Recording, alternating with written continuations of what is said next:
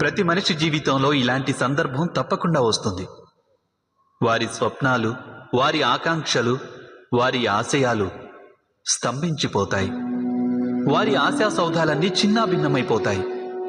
ఒకవైపు ధర్మం ఉంటుంది, ఇంకోవైపు సుఖం ఉంటుంది. దీనినే ధర్మ సంకటం అని అంటారు.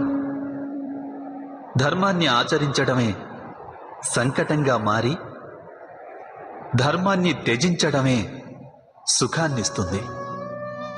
మీరే ఆలోచించండి.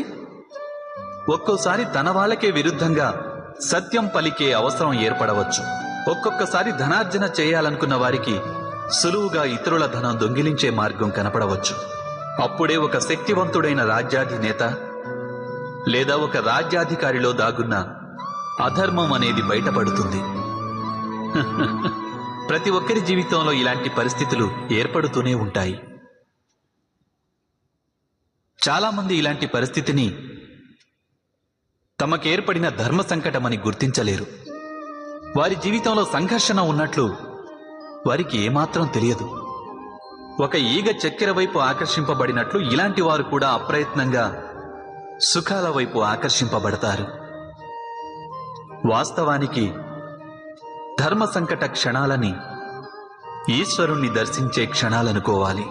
మనం సంఘర్షణల్ని చూసి భయభ్రాంతులం కాకుండా, సుఖాలకి ఆకర్షితులం కాకుండా మన ధర్మంపై దృఢంగా నిలిస్తే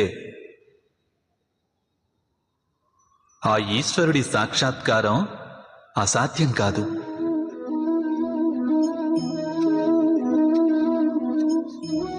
పెనుగాలితో యుద్ధం చేసే ఆకు వృక్షం నుంచి రాలిపోవచ్చు, అయినప్పటికీ అది ఆకాశం కేసే ఎగురుతుంది.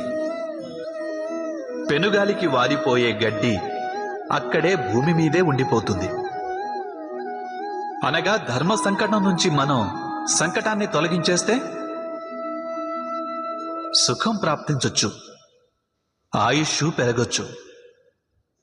కానీ మన వ్యక్తిత్వం నశించదా? మన ఆత్మ కృషించిపోదంటారా? మనం ఈశ్వరునికి సదా దూరమైపోమా? మీరే ఆలోచించండి.